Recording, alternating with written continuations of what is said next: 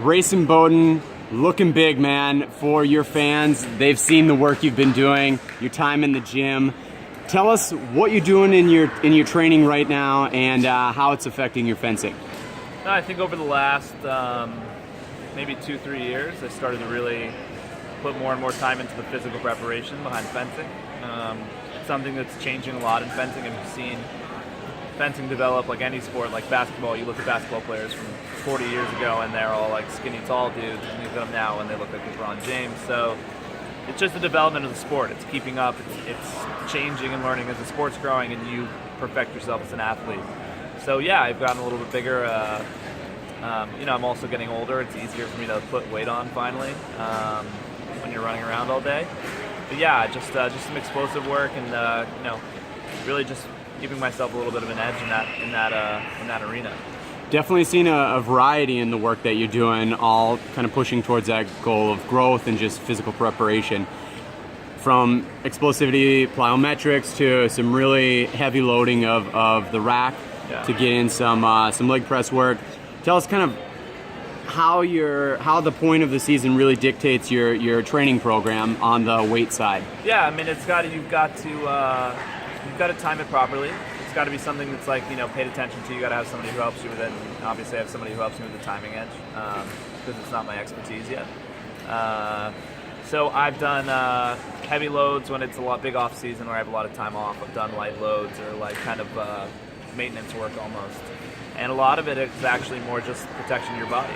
So even though it looks like I've gotten bigger, a lot of the strength is also due to the fact that I'm stable. My body's protecting itself.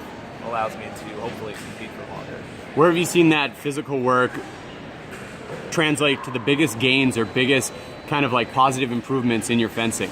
I mean, for me, I think it's the getting to the finals. The physicality part really doesn't show in the first couple rounds. Fencing's so mental. Fencing is a thing that you can fence different people different ways. It allows you to kind of capitalize on certain fencers due to their physicality. But I would say later rounds when you're really tired and you need to just let your mental side take the reign, and you don't want your body to be an issue. And so rather than it be oh, this is helping me immensely here, it's not an issue. So you don't think about it, you don't have to worry about it, you're not out of breath, you're not dying on the strip, you're just fencing. And to have that ability against someone who's a great opponent in the later rounds that's the benefit of itself, yeah. How about, given the explosivity of the sport, moving away from the mental game and the tactics, also to close distance rapidly, especially in men's foil, where you can attack as your opponent's still retreating, and the explosivity component can really allow you to close that distance. How's that kind of coming through in your agility or weight drills? Yeah, it's funny. It's changing. It's changing. I think that my thought process on fencing is changing a little bit, the way that I see action. So that's a little different than how I see actions now, of just pushing someone down the strip and trying to hit them. So I see explosivity more as the last quarter second of a touch. So it's for me getting to from this distance to hitting you, and that can either be after I push you or that can be after you come after me. But really, it's the ability to trigger that, rather than it be. Everyone's going to be strong. Everybody can pop off. Everybody's been lunging our entire lives now. We all have a decent explosion rate. For me, it's the ability to just at any moment have that explosion, rather than have to think about it or push someone down the strip and then be oh, there's my moment and go. So it kind of helps you just fine-tune your trigger. It's a much lighter trigger almost. Now with sports where precision accuracy is huge, golf, baseball, fencing obviously, how have you found the impact of putting on mass to affect your fencing? Yeah, I've actually found it both ways. I found it sometimes, about a year ago, I guess almost, I kind of tapered back a little bit and just kind of waited and saw that I didn't want to put too much on. It's easy to get big quickly and get kind of obsessed about it. So I actually even stopped and both reined it in a little bit because you don't want to be too big in fencing.